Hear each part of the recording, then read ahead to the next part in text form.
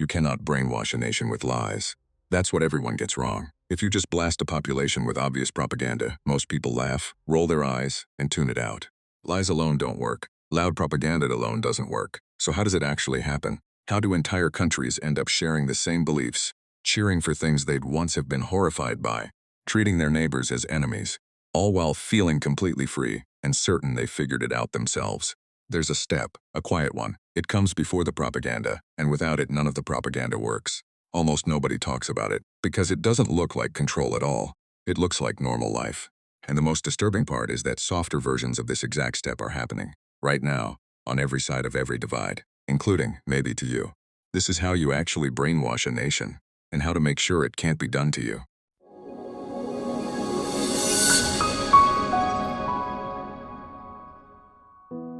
Picture how you think brainwashing works. A dictator on a screen screaming, posters everywhere, slogans pumped out day and night, loud, obvious, heavy-handed. But here's the problem with that picture. It doesn't actually work on its own. Throw aggressive propaganda at people who can freely check other sources, talk to people who disagree, and compare it against reality. And most of them reject it. They can see it's a sales pitch. The loud stuff, by itself, fails. So the people who have actually pulled this off, in cults, in totalitarian states, in extreme movements, discovered something far more powerful than any slogan. They realized you don't start by controlling what people think. You start by controlling what people can see. Quietly seal off a person's entire information world, what they read, who they hear, who they trust, and only then does the propaganda become unstoppable. Because now there's nothing to compare it against. No second opinion, no outside light getting in. That's the step nobody talks about. Not because it's secret, it's hiding in plain sight. But because it doesn't feel like manipulation while it's happening. It feels like, I just trust the right sources. It feels like belonging. It feels like clarity. Over the next 20 minutes, I'll show you the full recipe. The loud steps everyone already knows, then the silent step underneath that makes them work, then why a sealed mind feels exactly like an informed one from the inside, and finally the one habit that makes you almost impossible to brainwash. Let's start by killing the biggest myth about it.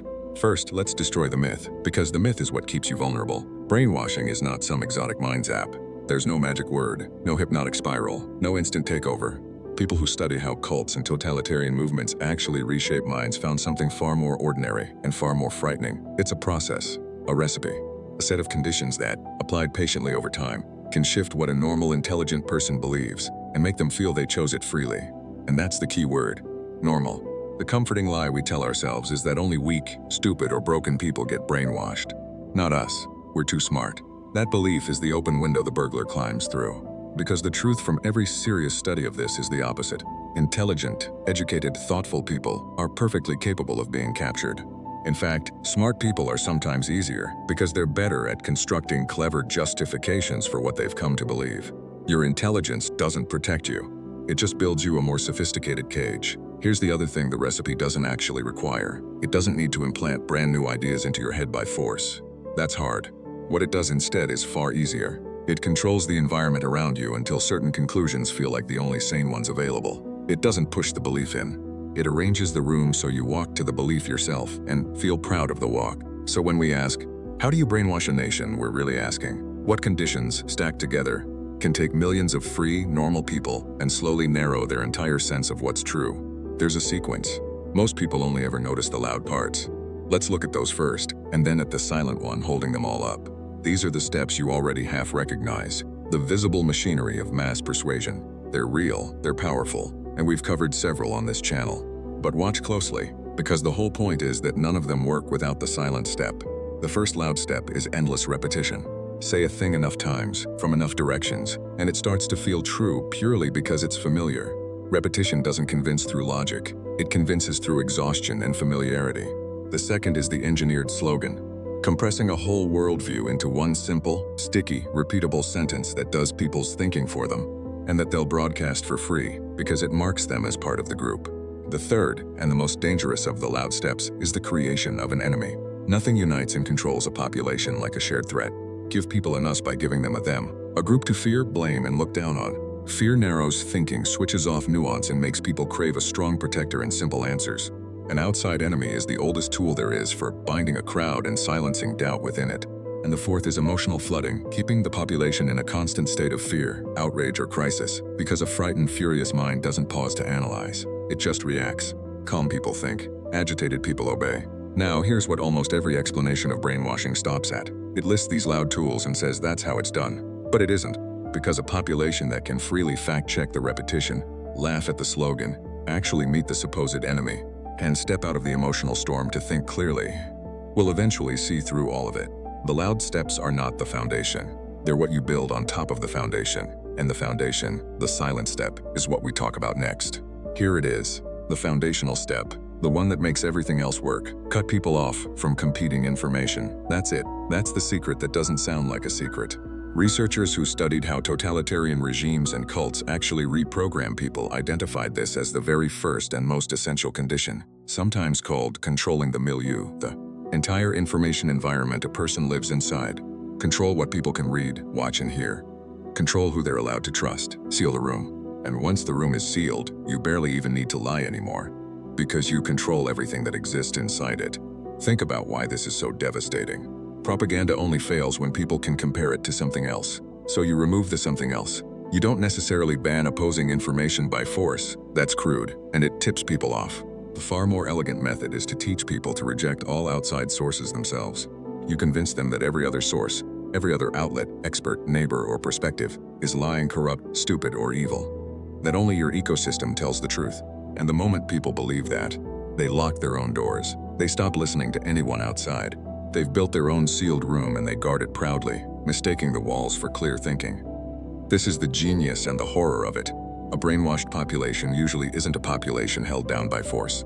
It's a population that has been convinced to voluntarily wall itself off from every source that might set it free, and to feel virtuous and smart for doing so. They're not prisoners dragged into a cell. They're people who decided everyone outside the cell is the real prisoner.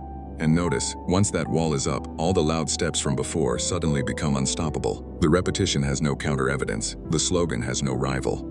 The enemy can be described any way you like, because no one inside will ever actually meet them. The emotional storm never breaks, because no calm outside voice can get in. Every loud weapon works perfectly, because the silent step removed the one thing that could defeat them, a second opinion. That's how you brainwash a nation. Not by filling minds with lies, by quietly emptying the room of every truth but one. Now here's the part that should genuinely unsettle you. Historically, sealing a nation's information environment required enormous power, a regime that controlled the newspapers, the radio, the schools, the borders. It was expensive and obvious. Today, the room can seal itself, with no dictator required at all. Think about how modern information reaches you. An algorithm learns what you already believe and feeds you more of it, while quietly filtering away everything that challenges it. You don't experience that as a wall. It feels like a comfortable, agreeable stream of what's true. Slowly, without any force, you can end up inside an information environment as sealed as any propaganda state. Except you walked into it yourself, one click at a time, and it was built just for you. Then add the final ingredient, the one that completes the seal, the idea that all the other sources are the liars.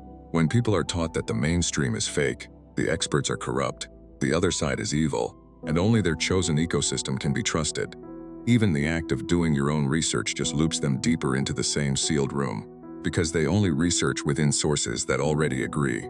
The wall disguises itself as independent thinking.